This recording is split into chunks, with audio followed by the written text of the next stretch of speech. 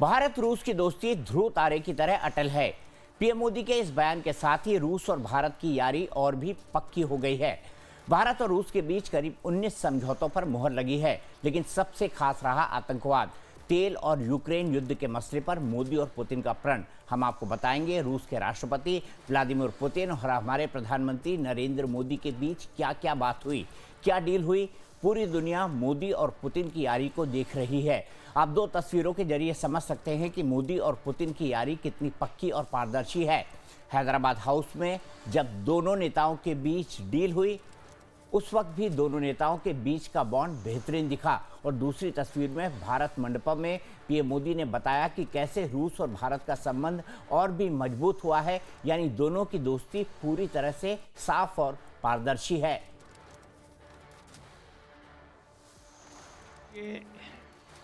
Simplified predictable mechanism बनाए जा रहे हैं।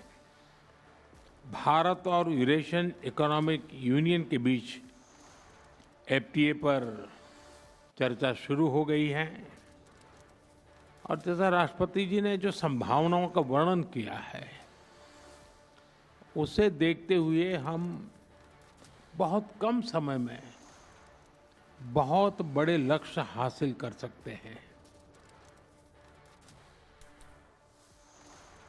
भले ही डील और एग्रीमेंट की बात ज्यादा हो रही हो, लेकिन पुतिन ने साफ कहा कि वो भारत तेल और ट्रेड के लिए ही नहीं आए, बल्कि वो अपने दोस्त से मिलने आए हैं।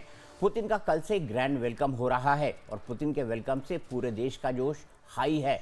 आप देख सकते हैं जब पुतिन पहली बार प्लेन से बाहर आए तो किस जोश के साथ उनका स्वागत पीएम मोदी ने गले लगाकर किया। फिर एक कार में साथ में आए, सेल्फी भी ली। राष्ट्रपति भवन में शुक्रवार सुबह 21 तोपों की सलामी के साथ पुतिन का स्वागत किया गया। रूसी राष्ट्रपति पुतिन को गार्ड ऑफ ऑनर दिया गया। पीएम मोदी और राष्ट्रपति द्रौपदी मुर्मू ने शुक्रवार सुबह राष्ट्रपति भवन में पुतिन को रिसीव किया। फिर पुतिन ने राजघाट जाकर महात्मा गांधी को श्रद्धांजलि दी। वहीं हैदराबाद हाउस में दो ताकतवर नेताओं की मुलाकात की तस्वीर दुनिया ने देखी। पीएम मोदी ने भारत और रूस के बीच दोस्ती को ध्रुव तारे की तरह स्थिर बताया।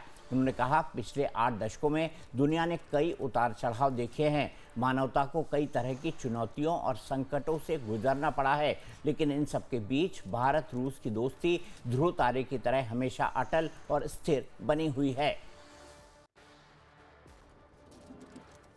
फ्रेंड्स, पिछले 8 दशकों में विश्व में अनेक उतार चढ़ाव आए। मानवता को अनेक चुनौतियों और संकटों से गुजरना पड़ा और इन सब के बीच भी भारत रूस मित्रता एक ध्रुव तारे की तरह बनी रही।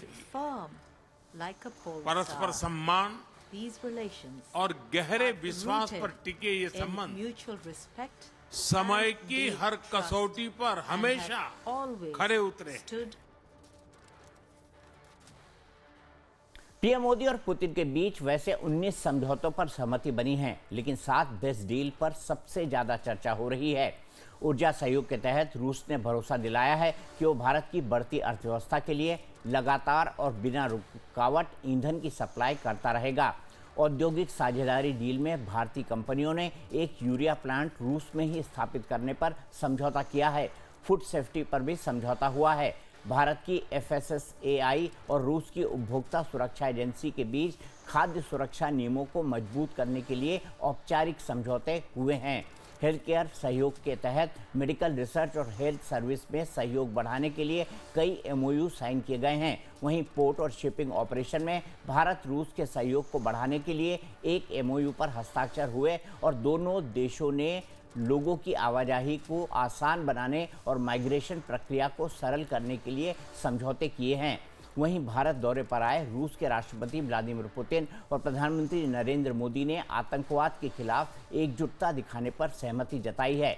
पीएम मोदी ने आतंकवाद फैलाने वाले पाकिस्तान पर निशाना साधते हुए कहा कि भारत और रूस लंबे समय से आतंकवाद के खिलाफ लड़ाई में कंधे से कंधा मिलाकर खड़े हैं।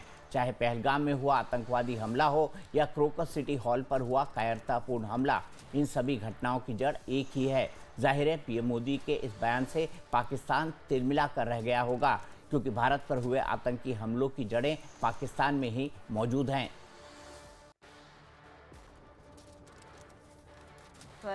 आतंकवाद के विरुद्ध लड़ाई में भारत और रूस ने लंबे समय से कंधा मिलाकर सहयोग किया है। पहलगाम में हुआ आतंकी हमला हो या क्रोकस सिटी हॉल पर किया गया कायरतापूर्ण आघात, इन सभी घटनाओं की जड़ एक ही है। भारत का अटल विश्वास है कि आतंकवाद मानवता के मूल्यों पर सीधा प्रहार है और इसके विरुद्ध वैश्विक एकता ही हमारी सबसे बड़ी ताकत है। भारत दौरे पर आए रूसी राष्ट्रपति व्लादिमीर पुतिन और प्रधानमंत्री मोदी ने पिछले 23 घंटे में 3 बार मुलाकात की। दोनों नेताओं ने साथ में प्राइवेट डिनर, द्विपक्षीय बातचीत, ज्वाइंट प्रेस कॉन्फ्रेंस और इंडिया रूस बिजनेस फोरम की बैठक को संबोधित किया। हालांकि इस दौरान दोनों देशों के बीच किसी बड़े डिफेंस डील का ऐलान नहीं किया गया। इससे पहले कई रिपोर्ट्स में भारत रूस के बीच किसी लड़ाकू विमान या बड़े रक्षा सौदे होने की बात कही जा रही थी, लेकिन ट्रेड बढ़ाने का बड़ा टारगेट पुतिन की तरफ से रखा गया। 2030 तक $100 अरब व्यापार का टारगेट रखा गया है।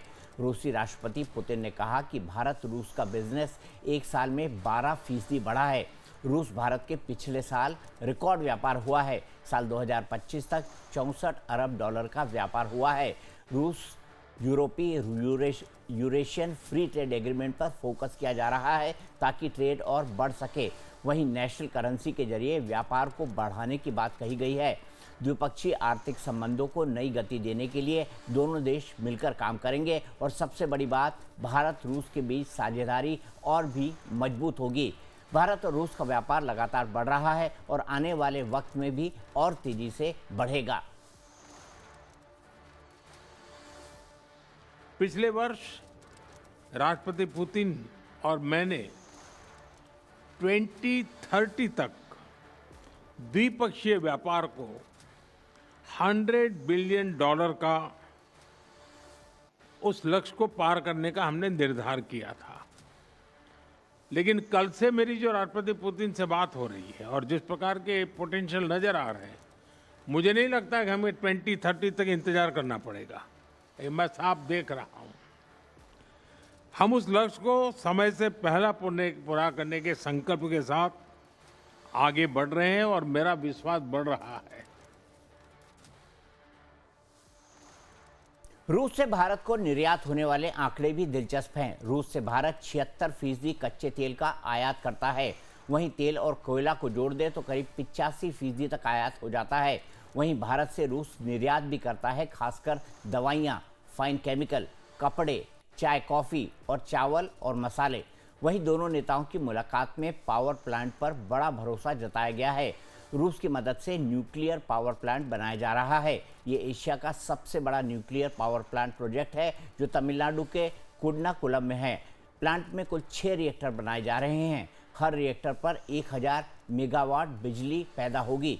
प्रोजेक्ट पूरा होने पर 6000 मेगावाट बिजली मिलेगी। 6 में से 3 रिएक्टर पहले ही भारत के एनर्जी नेटवर्क से जुड़े हैं। इस पावर प्लांट से भारत को क्लीन एनर्जी मिलेगी, कोयले पर निर्भरता कम होगी और दक्षिण भारत में बिजली सप्लाई बढ़ेगी। राष्ट्रपति पुतिन ने साफ कहा कि भारत के साथ ऊर्जा पर पूरा सहयोग मिलता रहेगा। वहीं रूस के राष्ट्रपति व्लादिमीर पुतिन ने तेल पर एक बार फिर अमेरिका को करारा जवाब दे दिया है और बिना संकोच पूरे दमखम के साथ कह दिया कि भारत को बिना रुकावट फ्यूल सप्लाई करने को तैयार है। इसी साल अगस्त में डोनाल्ड ट्रंप ने रूसी तेल का हवाला देते हुए ज़्यादातर भारतीय सामानों पर 50% टैरिफ लगा दिया था, जिसके बारे में अमेरिका का दावा था कि ये यूक्रेन में युद्ध की फंडिंग में मदद करता है।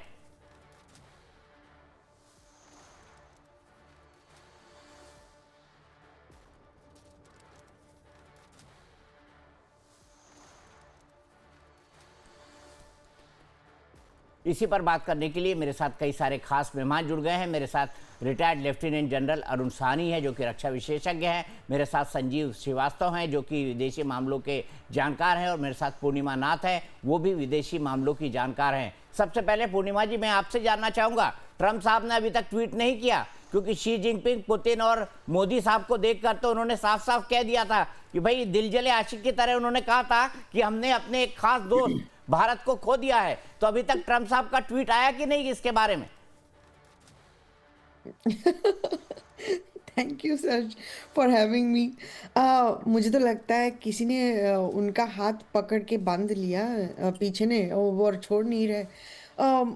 इट्स इम्पॉसिबल कि ट्रम्प साहब ने कभी ट्वीट नहीं करेंगे, कुछ बोलेंगे नहीं। This has been a massive restraint. कुछ तो पंगा हुआ है मुझे लगता है।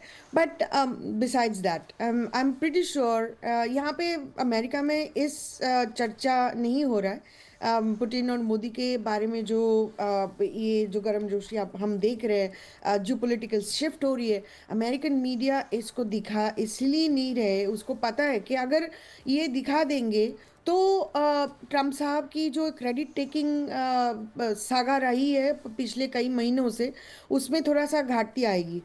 तो ये चर्चा में नहीं है from A perspective of normal conversation also.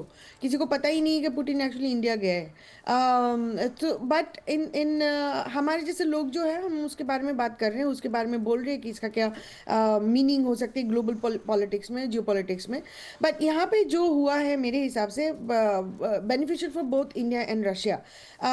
Russia को टोटली आइसोलेट करा गया था अमेरिका की तरह, obviously Europe as well, basically the white western mechanism. So Russia के पास ऑप्शन ज़्यादा थे नहीं। But the point that even during the war Russia की अमेरिका में जो न्यूज़ चलती है उनके हिसाब से रशिया तो डे 1 से हार गया है। अभी 3 साल तक चल ही रहा है। यूक्रेन को फंड करते करते वो लोग थक गए, और उनको पता है कभी this is gone case. Ukraine has lost. Ukraine का जो प्रॉक्सी वॉर चलाए थे वाशिंगटन, वो भी एक लूजर सीट में है। अभी बेसिकली एक बिजनेस डील कराने के लिए वो लोग उत्सुक है। और in this particular scenario recently आपको पता ही है, पुतिन इंडिया आने से पहले स्टीव विटकॉफ और जैरेड कुशनर से मिले।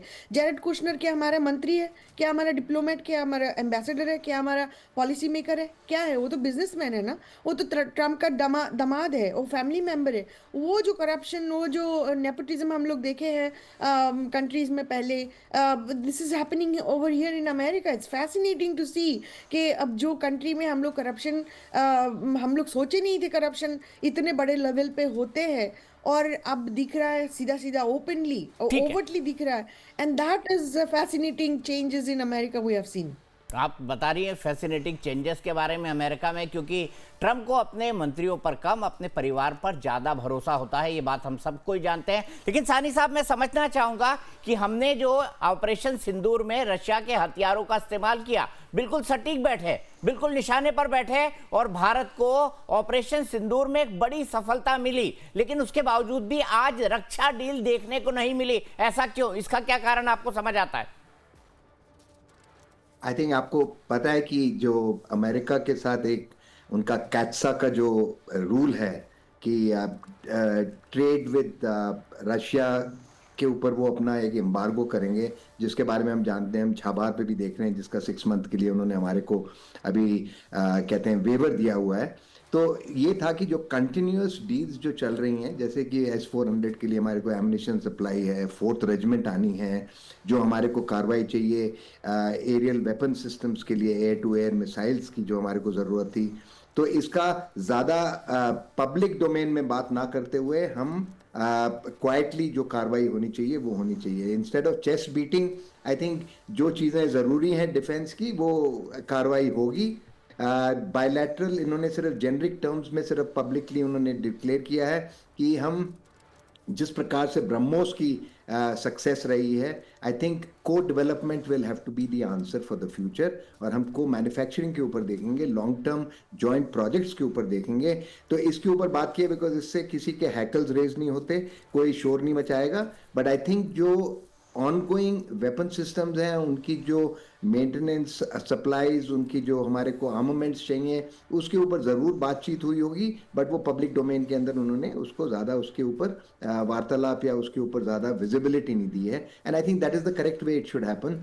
कई चीज़ें होनी चाहिए जो ज़रूरी हैं, और हिंदुस्तान के लिए बहुत ज़रूरी है कि ये सिंदूर का जो सिचुएशन है बॉर्डर के ऊपर अभी तक ठीक हुआ नहीं है।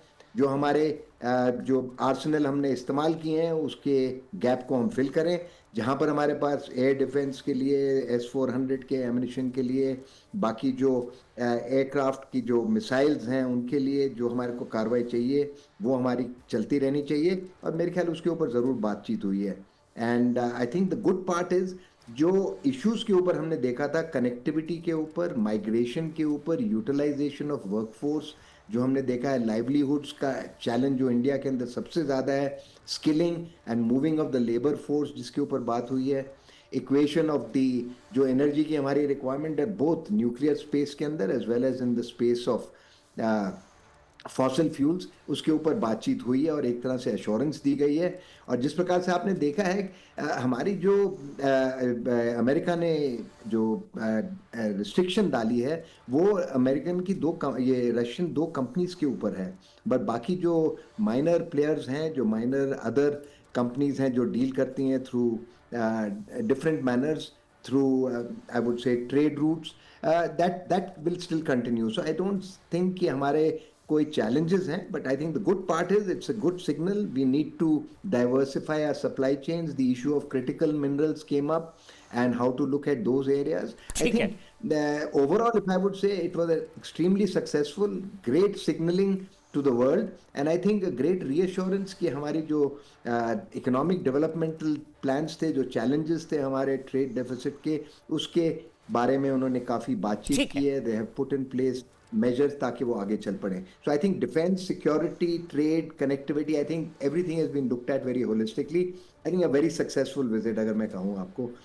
हर चीज़ के ऊपर बात हुई और हमने किसी के जैसे कहते हैं ना रफल नहीं किए हमने फेदर्स अभी इसीलिए अभी तक आपको ट्रंप का ट्वीट नहीं आया, बट वो आएगा कल। मुझे तो ट्रंप के ट्वीट का इंतजार है सर, मैं देखना चाहता हूँ लिखते क्या है ट्रंप साहब, लिखते क्या है इसके बारे में। लेकिन संजीव श्रीवास्तव जी, जोक सपाट, मैं आपसे जानना चाहता हूं 2030 तक 100 बिलियन के ट्रेड का टारगेट रखा है, लेकिन प्रधानमंत्री मोदी कहते हैं कि हमारे बीच में जो संभावनाएं हैं उसको देखते हुए ये जल्दी ही पूरा हो जाएगा, 2030 तक इंतजार नहीं करना होगा। ऐसे कौन कौन से आप सेक्टर्स देखते हैं जिसमें आपको लगता है कि दोनों देश अपना ट्रेड और बढ़ा सकते हैं, इसको $100 बिलियन तक ले जा सकते हैं?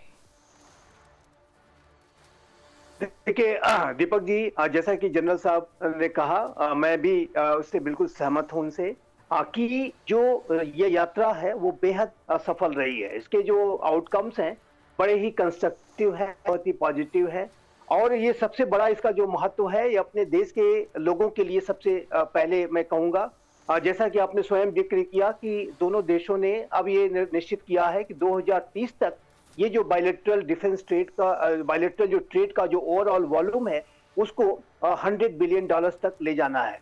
और जाहिर है कि उसमें हमारा जो डिफेंस, हमारी जो एनर्जी पार्टनरशिप, हमारी जो पार्टनरशिप जो अन्य सेक्टर्स में, जैसा कि आपने विजुअल में दिखा भी रहे हैं अभी, कि जो अनेक क्रिटिकल सेक्टर्स हैं, चाहे वो फार्मास्यूटिकल्स हो, चाहे वो डिजिटल डोमेन हो, चाहे वो हमारी जो न्यूक्लियर एनर्जी से रिलेटेड जो पार्टनरशिप्स हैं, और कृषि का जो क्षेत्र है, जाहिर है कि वो सारे जो महत्वपूर्ण जो सेक्टर्स हैं जिसमें कि आज 19 समझौते और मेमोरेंडम ऑफ अंडरस्टैंडिंग साइन हुए हैं, उन सभी का योगदान इस 100 बिलियन के लक्ष्य को हासिल करने का होगा। लेकिन दीपक जी, मैं भी ये स्पष्ट रूप से देख रहा हूं कि ये जो $100 बिलियन का जो मार्क है वो 2030 तक हमें इंतजार करने की जरूरत नहीं है। जैसा कि हमारे प्रधानमंत्री श्री नरेंद्र मोदी ने कहा कि ये जो वॉल्यूम है, ऐसा लगता है कि हम अगले 2 से 3 वर्षों के अंदर ही हासिल कर लेंगे, और मेरे असेसमेंट के मुताबिक 2030 तक ये 150 तक भी अगर पहुंच जाए तो मुझे आश्चर्य नहीं होगा। क्योंकि अगर आप थोड़ा सा इसकी तुलना करें, वर्ष 2022 फरवरी के पहले यदि भारत और रशिया के बीच का जो ट्रेड का जो वॉल्यूम अगर देखें तो ये अबाउट $10 बिलियन का था, और अभी 2025 में जब हम हैं तो ऐसे में ये जो ट्रेड का वॉल्यूम है वो $68 बिलियन को भी क्रॉस कर गया है। और जिस तेज गति से इसमें वृद्धि हुई है, उससे जाहिर है कि ये जो संभावनाएं प्रबल हो गई हैं कि जो $100 बिलियन का जो मार्क है वो मुझे जल्द हासिल कर लेंगे। हालांकि ये अवश्य मैं कहना चाहता हूं कि इसमें जो बैलेंस ऑफ ट्रेड है वो हैविली रशिया के फेवर में है और इस विषय को भी डिस्कस किया गया है। हमारे विदेश मंत्री श्री एस जयशंकर अभी हाल के समय में जब मॉस्को की यात्रा पर थे तो उन्होंने इस विषय को रशिया के साथ उठाया भी था कि किस तरीके से इंडियन इन्वेस्टमेंट को अधिक से अधिक रशियन मार्केट्स में बढ़ाया जाए, रशिया किस तरीके से इंडिया को अधिक से अधिक मार्केट एक्सेस प्रोवाइड कराए ताकि ये जो ट्रेड का जो इम्बैलेंस है उसको दूर किया जाए। लेकिन फिर से मैं इस बात को रीएम्फसाइज करना चाहूंगा कि भारत रशिया के साथ जो अपने कमर्शियल टाइज को जिस तरीके से भारत ने मल्टीफोल्ड किया है और पूरे विश्व और अमेरिका और जो वेस्टर्न कंट्रीज का जो जिस तरीके का पुल एंड प्रेशर आया उसको दरकिनार करते हुए भारत ने जिस तरीके से सच्चे मित्र की भांति एक ट्रू फ्रेंड के तौर पे एक वॉर टाइम वाले राष्ट्र के साथ अपने संबंधों को जिस तरीके से बढ़ाया है उसको कई गुना बढ़ाया है, ये दोस्ती की एक बहुत ही बड़ी मिसाल है। और यही तो रशिया और भारत के संबंधों की ताकत है कि जब संकट आता है तो ये दोनों देश एक दूसरे के साथ और मजबूती खड़े हो जाते हैं। बिल्कुल सही। जैसे कि 1971 वॉर में रशिया और तत्कालीन जो पूर्ववर्ती सोवियत यूनियन था वो भारत के साथ कवच की भांति ढाल बन करके खड़ा रहा। उसी तरीके से रशिया के ऊपर जब संकट आया 2022 का रशिया यूक्रेन युद्ध के तौर पे और सैंक्शंस के तौर पे, तो भारत भी रशिया के साथ एक ढाल बन करके खड़ा रहा। तो यही तो इस संबंधों की ताकत है दीपक जी, और जो कि आज दिखती है। और यही इसी वजह से मैं कहता हूं कि ये जो संबंधों की जो भविष्य है वो बहुत उज्जवल है और ये जो पार्टनरशिप है इसके जो ग्लोबल कॉन्सिक्वेंसेस हैं। जी मैं फटाफट बता दूं कि भारत ने रूस के राष्ट्रपति व्लादिमीर पुतिन को क्या क्या गिफ्ट दिए हैं। तो पहला दिया है उनको फाइन असम ब्लैक टी, ये दी गई है, और दूसरी ओमेटा सिल्वर टी सेट, ये जो है मुर्शिदाबाद पश्चिम बंगाल में बनता है, तो पश्चिम बंगाल का। और ये जो तस्वीरें आप देख रहे हैं, देखिए राष्ट्रपति द्रौपदी मुर्मू दिखाई दे रही हैं। इसके अलावा क्या दिया है, इसके अलावा सिल्वर हॉर्स दिया गया है। सिल्वर हॉर्स की भी अपनी अलग विशेषता है, मार्बल चेस सेट उनको दिया गया है। इसके अलावा कश्मीरी सेफरन यानी कश्मीरी केसर दी गई है। इसके अलावा रशियन में श्रीमद् भगवत गीता दी गई है। तो ये अलग अलग चीजें हैं, लेकिन खास ध्यान मेरा खींचा है ओमेटा मुर्शिदाबाद के टी सेट ने। इसके अंदर भी एक सिग्नलिंग है।